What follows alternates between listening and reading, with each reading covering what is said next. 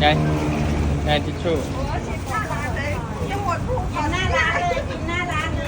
ยมาโอ้ยเชียจากญี่ปุ่นดีใจมากเลยกินหมดก่อนไหมเนี่ย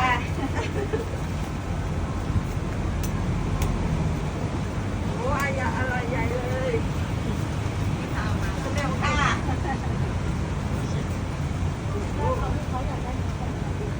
ก็ปกติแฟนไข่เราบุกกินเด็กแม่บอกโอ้แสดงมันแซ่บได้แน่นอนเม็ดนิดเดียวเองเฮ้ย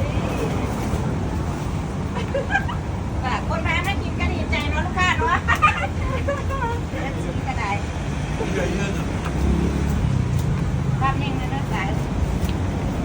เอาอีกว่าเอาอีกเดี๋ยวลูกว่า